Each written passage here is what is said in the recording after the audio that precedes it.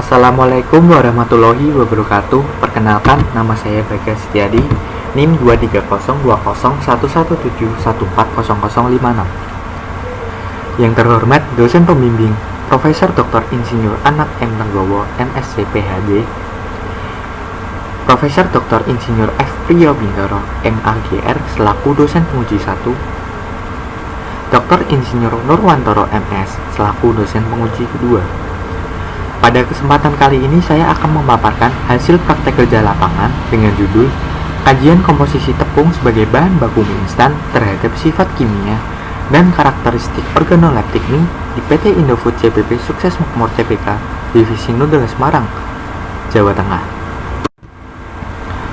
Latar belakang yang mendasari praktek kerja lapangan kali ini, yang pertama, era modern. Seperti kita ketahui, pada era modern sudah banyak berbagai macam barang dan alat elektronik yang diciptakan secara inovatif dan juga kreatif. Tuntutan inilah yang mendasari bagi perusahaan makanan atau produsen makanan untuk menciptakan sebuah produk makanan yang memiliki tingkat kreatif dan juga inovatif. Salah satu contohnya yaitu mie instan. Kedua, kesibukan yang tinggi. Seperti kita ketahui, semakin bertambahnya era modern atau bertambahnya zaman, konsumen atau masyarakat akan memiliki tingkat kesibukan yang tinggi pula. Tuntutan inilah yang mendasari bagi produsen makanan atau perusahaan makanan untuk menciptakan sebuah produk makanan yang memiliki tingkat efisien dan cepat saat proses pengolahannya. Salah satu contoh produknya yaitu mie instan. Kemudian yang ketiga, bergizi dan ekonomis. Pada poin ini, konsumen atau masyarakat ingin merasakan sebuah produk makanan yang memiliki tingkat gizi tinggi namun ekonomis. Tuntutan inilah yang mendasari bagi produsen makanan atau perusahaan makanan untuk menciptakan sebuah produk makanan yang bergizi namun memiliki harga yang ekonomis. Salah satu contoh produknya yaitu mie instan. Kemudian, tujuan dan manfaat. Tujuan praktek kerja lapangan kali ini yaitu mempelajari dan mengetahui secara langsung mengenai pengendalian mutu tepung serta mengetahui implementasi konsep pengendalian mutu pada produk mie instan di PT Indofood CBP Sukses Makmur Tbk Divisi Nudel Cabang Semarang. Manfaat yang diperoleh selama praktek kerja lapangan kali ini yaitu dapat mengimplementasikan ilmu yang diperoleh selama perkuliahan, memperoleh pengalaman kerja, serta pengetahuan. Materi dan metode praktek kerja lapangan. Pelaksanaan praktek kerja lapangan ini dilakukan pada tanggal 6 Januari hingga 6 Februari 2020 dan bertepat pada PT Indofood CBP Sukses Makmur Tbk Divisi Nudel Cabang Semarang, Jawa Tengah. Materi pada praktek kerja lapangan kali ini yaitu keadaan umum perusahaan, proses produksi mie instan, dan pengendalian mutu tepung. Metode yang digunakan pada praktek kerja lapangan kali ini yaitu praktek secara langsung, observasi, wawancara, dan mencatat data yang diperlukan seperti data primer dan data sekunder. Hasil dan pembahasan. Yang pertama, proses produksi mie instan. Pada proses produksi mie instan ini terdapat 9 tahap. Yang pertama, pengayakan tepung, kemudian mixing, pembentukan lembaran adonan, pembelahan lembaran menjadi mie, kemudian pengukusan, lalu pemotongan dan pelipatan, selanjutnya penggorengan, kemudian pendinginan, dan tahap terakhir yaitu pengemasan. Selanjutnya, jenis tepung. Jenis tepung dibagi 3 macam. Yang pertama, hard flour atau tepung protein tinggi. Pada tepung jenis ini memiliki kadar protein sebesar 11 hingga 13%. Dan memiliki sifat mudah untuk dicampur, difermentasi, elastis, mudah digiling, dan memiliki daya serap air yang tinggi. Tepung ini cocok untuk membuat produk makanan seperti mie, pasta, dan roti. Yang kedua, medium flour atau tepung protein sedang. Pada tepung jenis ini memiliki kadar protein sebesar 10 hingga 11%, di mana tepung jenis medium flour ini dihasilkan dari campuran tepung jenis hard flour dan soft flour. Tepung ini sangat cocok untuk membuat produk makanan seperti donat, bakso, dan cake. Kemudian yang terakhir, tepung jenis soft flour atau tepung protein rendah. Pada tepung jenis ini memiliki kandungan protein sebesar 8 hingga 9%. Yang mana pada tepung jenis ini didapatkan dari gandum yang lunak dengan sifat daya serap air yang rendah, lengket, tidak elastis, dan daya pengembangannya yang rendah.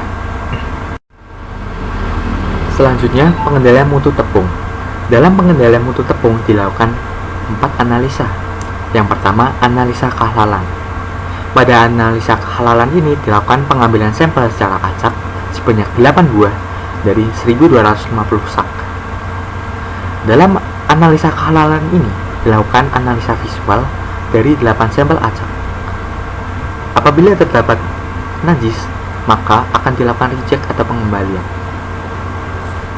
Namun, dari pihak Indofood sendiri memberikan syarat kepada supplier untuk mencantumkan sertifikat atau label halal pada tepung yang dilakukan pengiriman. Apabila pihak Indofood tidak menerima sertifikat halal atau label halal pada tepung tersebut, maka secara otomatis akan dilakukan reject atau pengembalian kepada supplier. Kemudian yang kedua, analisa fisik. Pada analisa fisik ini dilakukan dengan cara pengecekan pada tampilan luarnya, seperti kantong terigu tidak basah, tidak robek, label produk ada dan jelas, serta berat satu sak tepung terigu harus sesuai dengan standar yang telah ditentukan atau diterapkan. Kemudian yang ketiga, analisa organoleptik.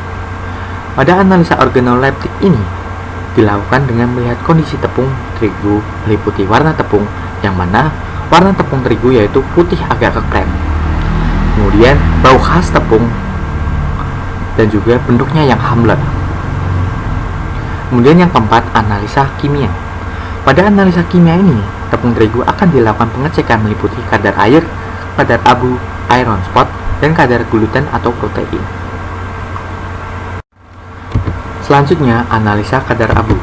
Dalam analisa kadar abu ini dilakukan dengan cara yang pertama, preparasi sampel dengan menimbang tepung komposisi mie A 4:1 dan B 1:4 dengan total 250 gram. Kemudian dilakukan penimbangan kurs kosong. Setelah dilakukan penimbangan, sampel dimasukkan sebanyak 3-5 gram. Lalu, kurs isi diletakkan di atas kompor selama 1 hingga 2 jam dengan api menyala hingga tepung berwarna hitam.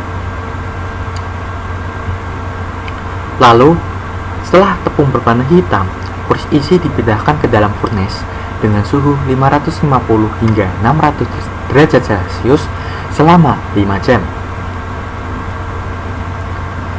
Setelah 5 jam, kurs isi dimasukkan ke dalam desikator untuk menurunkan suhu. Setelah kurs isi turun suhunya, dilakukan proses penimbangan sehingga diperoleh hasil kadar abu. Rumus kadar abu yaitu C-A dibagi B-A dikalikan 100%, di mana C merupakan berat kurs isi setelah oven, B berat kurs isi sebelum oven, dan A berat kurs kosong. Kemudian hasil analisa kadar abu. Berdasarkan data yang diperoleh, kadar abu pada tepung komposisi mie instan B lebih besar dibandingkan komposisi tepung mie instan A.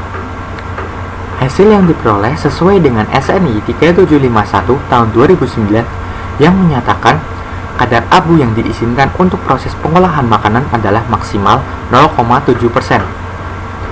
Sehingga tepung komposisi mie A dan mie B masih layak digunakan hingga umur 6 hari. Pada kadar abu komposisi mie instan ini dipengaruhi oleh faktor jenis penggunaan tepung. Selanjutnya, analisa kadar air. Pada analisa kadar air ini dilakukan dengan cara yang pertama, preparasi sampel dengan menimbang tepung komposisi mie A 4:1 dan mie B 1:4 dengan total masing-masing 250 gram. Kemudian, kurs kosong dikeringkan di dalam oven bersuhu 105 +-2 derajat Celcius selama 30 menit. Setelah 30 menit, kurs kosong dilakukan pendinginan di dalam desikator. Setelah dingin, kurs kosong dilakukan penimbangan pada neraca analitik. Setelah didapatkan hasil penimbangan, kurs kosong ditambahkan sampel sebanyak 2-5 gram. Setelah itu, kurs isi dilakukan proses pengeringan di dalam oven bersuhu 105 +-2 derajat Celcius selama 3 jam. Setelah 3 jam, kurs isi dimasukkan ke dalam desikator untuk menurunkan suhu selama 30-45 menit. Setelah kurs isi dingin, dilakukan proses penimbangan pada neraca analitik, sehingga hasil penimbangan inilah yang menjadi hasil analisa kadar air.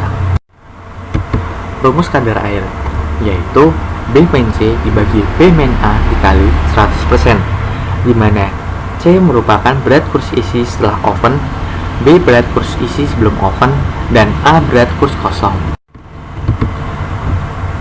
Kemudian hasil analisa kadar air. Berdasarkan data yang diperoleh, kadar air pada tepung komposisi mie instan A lebih besar dibandingkan dengan tepung komposisi mie instan B. Hasil yang diperoleh sesuai dengan SNI 3751 tahun 2009 yang menyatakan jumlah maksimal kadar air pada tepung bahan baku makanan adalah 14,5%. Kadar air pada komposisi tepung ini dipengaruhi oleh beberapa faktor, yaitu bertambahnya umur penyimpanan atau lama waktu penyimpanan dan jenis tepung tersebut. Selanjutnya, analisa kadar gluten. Pada analisa kadar gluten ini dilakukan dengan cara yang pertama, preparasi sampel dengan menimbang tepung komposisi mie A dan mie B masing-masing sebanyak 10 gram pada gelas beker. Kemudian dimasukkan ke dalam wadah berbentuk cekung, tepatnya yaitu mangkuk. Setelah itu dilakukan penambahan water injection sebanyak 5 ml. Setelah ditambahkan water injection, dilakukan proses pengulenan hingga menjadi gumpalan dan tidak menempel pada dinding mangkuk. Setelah itu gumpalan dicuci menggunakan air mengalir hingga air cuciannya bersih atau jernih. Lalu, gumpalan diratakan pada kertas saring yang sudah diketahui beratnya dan dimasukkan ke dalam oven selama kurang lebih 3 menit. Setelah 3 menit, kertas saring diambil dan dilakukan proses penimbangan sehingga diperoleh hasil kadar gluten. Kemudian rumus kadar gluten yaitu berat isi kertas dikurangi berat kosong kertas dibagi berat awal tepung kalikan 100%. Selanjutnya hasil analisa kadar gluten. Berdasarkan data yang diperoleh, kadar gluten pada tepung komposisi mie instan A lebih besar dibandingkan dengan tepung komposisi mie instan B.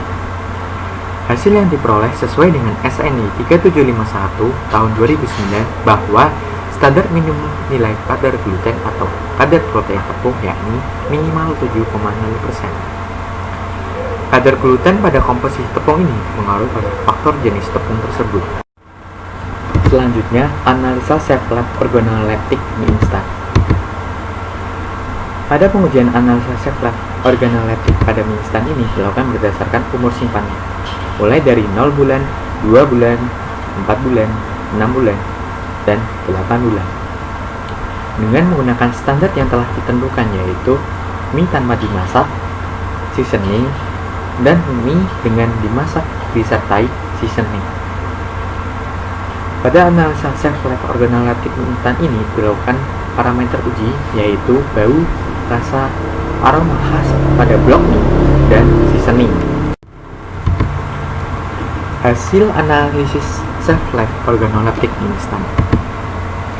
Berdasarkan hasil tersebut dapat dilihat bahwa umur simpan sangat mempengaruhi keadaan fisik pada blok mie dan seasoning mie instan.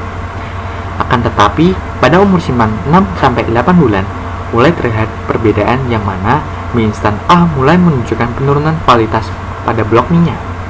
Berbeda dengan mie instan B yang mulai mengalami penurunan kualitas pada blok mie pada saat bulan ke-8.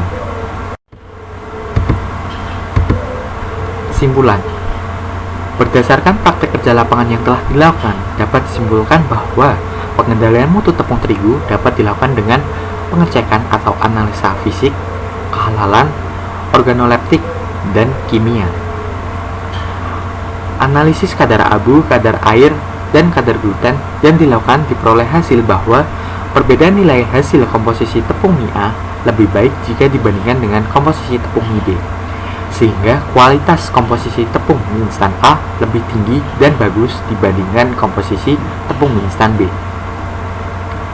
Analisis kadar abu, kadar air, dan kadar gluten komposisi tepung mie instan ditentukan oleh faktor lama penyimpanan dan jenis tepung yang digunakan. Sekian pemaparan hasil praktek kerja lapangan dari saya. Apabila ada salah kata, mohon dimaafkan. Wassalamualaikum warahmatullahi wabarakatuh. Berikut adalah lampiran selama praktek kerja lapangan saya. Lampiran pertama yaitu surat keterangan selesai praktek kerja lapangan, dan lampiran yang kedua yaitu daftar nilai praktik kerja lapangan.